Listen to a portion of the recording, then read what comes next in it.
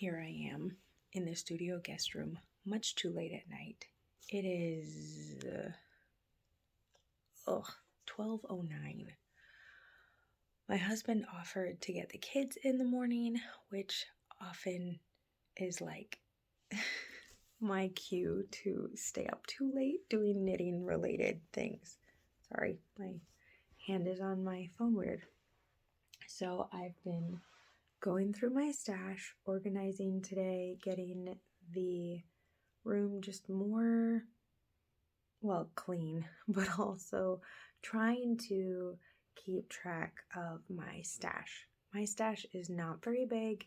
Everything you see here and there is pretty much it. I started knitting seriously 2 years ago, and so I guess I could have acquired a lot of yarn in that amount of time, but I haven't really felt it necessary to do a ton of that. I love it, but of course there are like budget restrictions and things. So I finally got the bed cleared off and made, which is nice. There was stuff all over it, and there were just like clean blankets and stuff on there. I have my DRK sweater on barber cords. I need to try that on and measure it and see how much more of the yoke I need to do before I split for the sleeves. Can you believe it? I'm about to split for the sleeves on a sweater. My first sweater for myself. It's really exciting. But as I was organizing things, I wanted to show you. Here we go. Here is the beautimous piece of furniture that my husband made me, and the front is all clear now. I have all of this on there, and so I think what I'm gonna ask for him to do is build me like a floating shelf about where the bottom of that frame is. Just get rid of this picture because it's just a random guest room picture, and put a floating shelf there so that I can just put all these on there.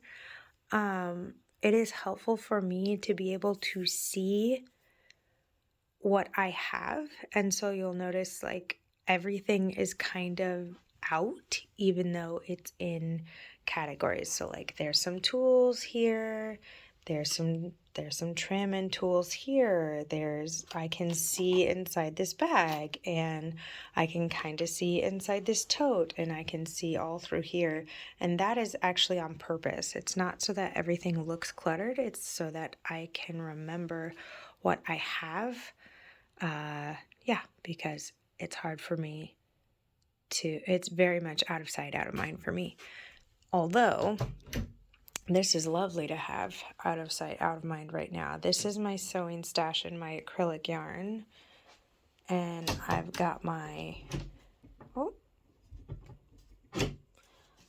other sewing things and my blanket whips in here. And those are actually nice to have out of sight and out of mind sometimes. I do have my blanket squares in here for now, because I got rid of those shelves that I used to have up here. So I think that'll actually be helpful though, for that to be something that I see. And then I still have the project bags out.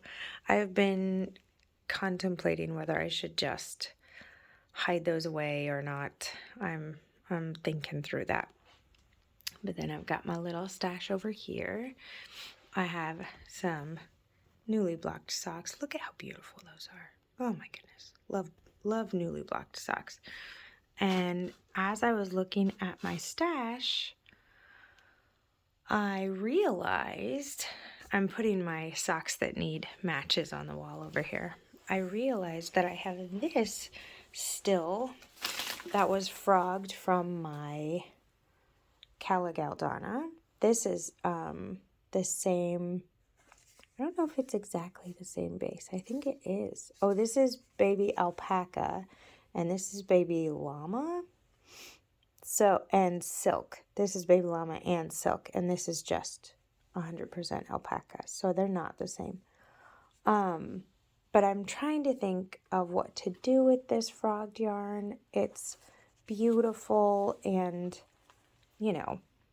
I don't have a sweater's quantity of it, obviously, but I've been trying to think of what to repurpose it for after it's been frogged for a while now. So this is 300 grams of yarn, and I'm thinking maybe that's enough to do a ranunculus. I'll have to look at the yardage and see what works for that. But I will have to swatch for this, I think. Or maybe I'm going to have to check. I have to check the specs on the ranunculus because I've been dragging my feet around making one, but I think it would actually be a good, advantageous thing for me to do. So I've got some yarn in here, and I'm going to try this on and see how much farther I need to go. Oh dear. See how much farther I need to go before I split for the sleeves here. I just love this tubular cast on. I think it's just going to block out so prettily.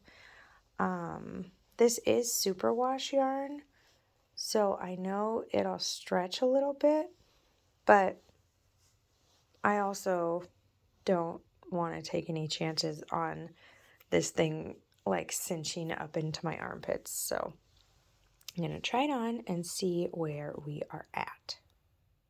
Okay. Not bad, not bad. Looking like a sweater here. Yeah.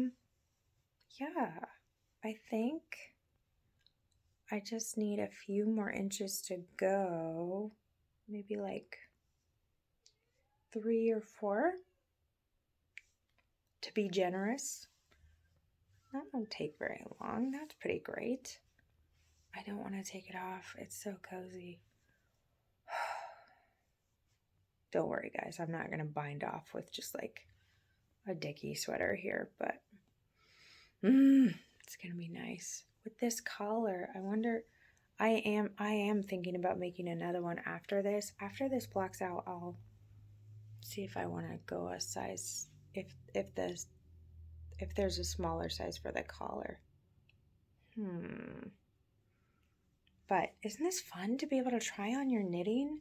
These barber cords are amazing, and I love that I have them now. For some reason, I was dragging my feet on buying them because I was thinking about it as if I would have to keep buying them, but obviously they're reusable. So I don't know what my problem was when I was thinking about it. So if you've been dragging your feet about it, just bite the bullet, man. They are so worth it. It's so nice. Okay, look at that shoulder. Okay, yeah. I'm gonna knit just a little bit longer. Oh, we're closer than I thought, guys. It's nice that I have short shoulders. Okay, and for those of you who don't know how the barber cords work, I've seen people like talk about them, but I haven't seen many people, question mark, actually show how to use them. So, of course, putting them in is going to be the reverse of taking them out. So you take your little barber cord there, and it's actually a tube, and you stick your knitting needle in there. Make sure it's good and secure. And then you can just take the other end here and pull it through.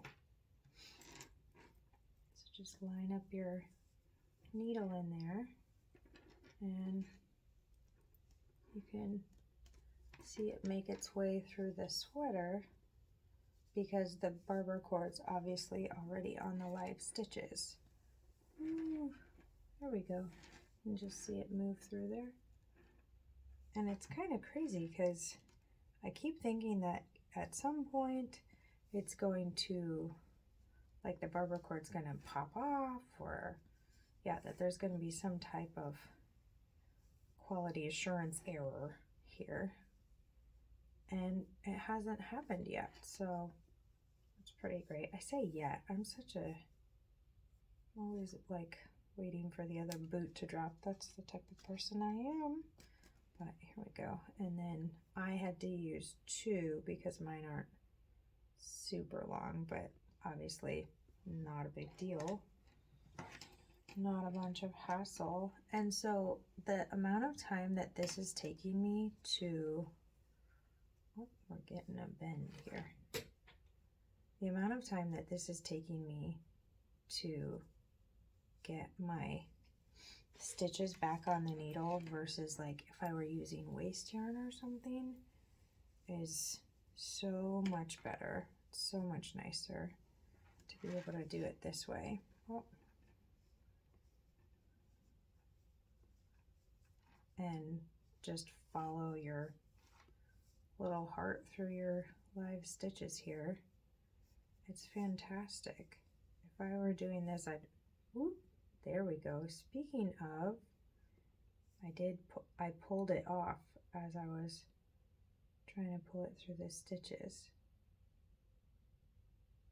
So if you pull it off, obviously it comes off. Oh man, that was silly. Now in the past, I would have said, see, I knew it. Instead of thinking, oh, I pulled that off. Isn't that silly? Just determined to have a bad day sometimes.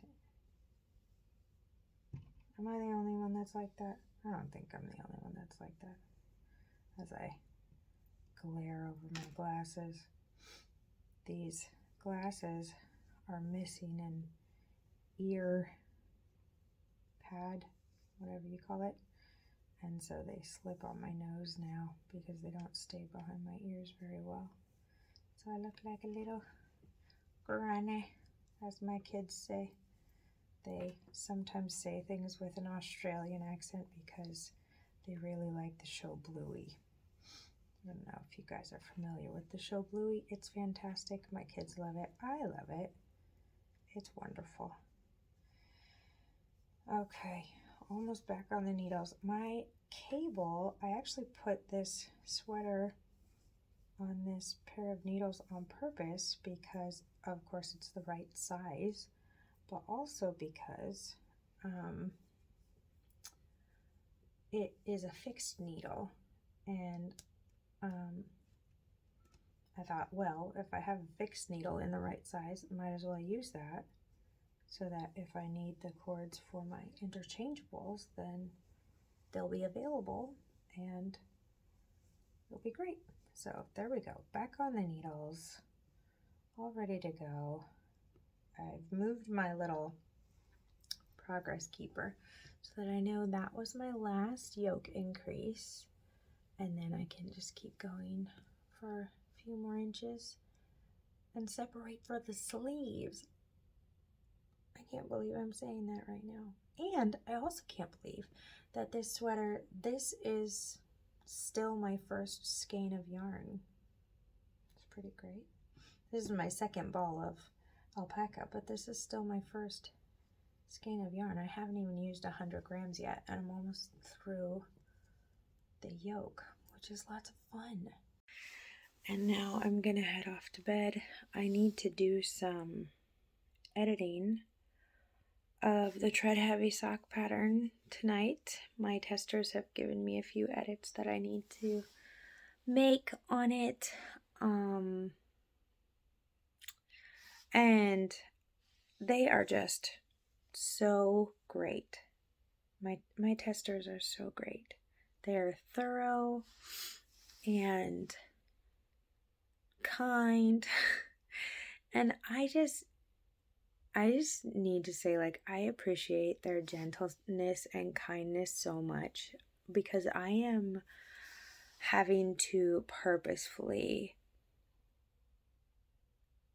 talk through some things with myself about, like, that for some reason, you know, my brain is telling me that there shouldn't have to be any edits and the test knit should be a breeze, and you know, if you had just done the math right, or if you had just, maybe you should have just tested this sock in every size yourself, or, you know, and that's not feasible for me. I mean, look, I have I don't even have second socks up here for these things. It's not feasible for me, but I have two perfect tread heavy socks over there that just came. They're fresh off the blockers. They're beautiful. And the process of knitting something from your brain and writing down what you did to achieve that finished object are two entirely barely related things. They're entirely different. And I am usually pretty good at the whole written word communication thing. But knitting patterns are also a whole nother language, and I am learning why it's so important to have, so much on the pattern.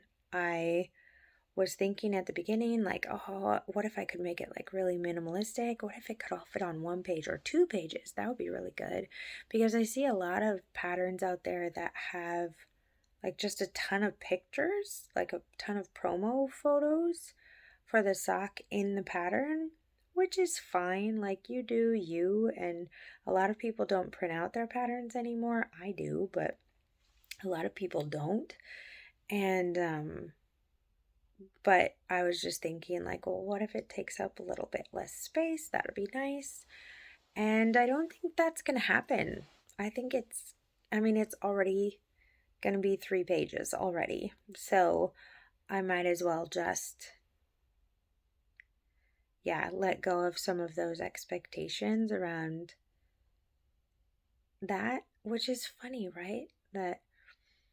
And I think a lot of people deal with that when it's their first entry into something, that even the little things are gonna bother you sometimes. At least if maybe not everyone.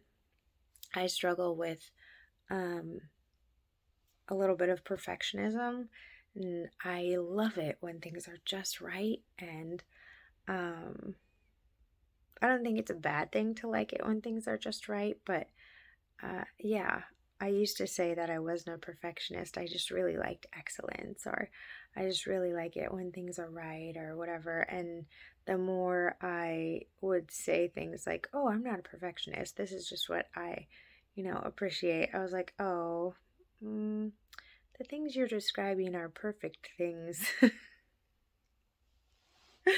So, a little bit of a self-awareness moment for me, but I am realizing too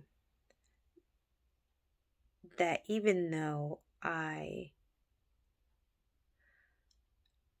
decided to dive into knitting deeply, because I learned, forever ago, but diving into knitting deeply 2 years ago, that even though I want it to always be relaxing, even though I want it to always be fun, if I want to grow, sometimes it's going to be uncomfortable. And if I want to teach, which is what a pattern is, then I'm going to have to learn a lot more. And also, no matter what you're doing, like no matter what activity you're doing, who you are will always follow you there. So whether I want knitting to always be relaxing or always be fun, my perfectionistic tendencies, my obsessive wanting to finish this section or this object before I go to bed or before the day is over or whatever, those things won't leave me. I won't just suddenly be okay with stopping in the middle of a row. I won't just suddenly be okay with things not being correct. I won't just suddenly be okay with these things I struggle with in other parts of my life. So I am trying to accept that fact, and at the same time be able to use knitting as a practice of letting go of some expectations, letting go of the need for it to be what I feel is just right in that way. That maybe if I can let go of that expectation, it could even be better than what I thought it was going to be. And that I'll learn more if I can get out of that box in my head. So, trying. I need to repurpose this quilt, but I just still like it. Even though, look, it's broken in so many places. Oh my goodness. I really do need to figure out what to do with it. I should send it off to my friend. She's a quilter. Maybe I should ask her what she might be able to do with it. Have to ask. Okay. Now I'm digressing into stream of consciousness stuff. So that means it's time to press the stop button and go to bed. So if you are up late like me, you don't need my permission, but you have permission to stop what you're doing and go to sleep. It'll still be there in the morning for you. And that's not as an ominous thing. It just means like you can stop wherever you are. And you have done enough today. And you can go to sleep when you're ready.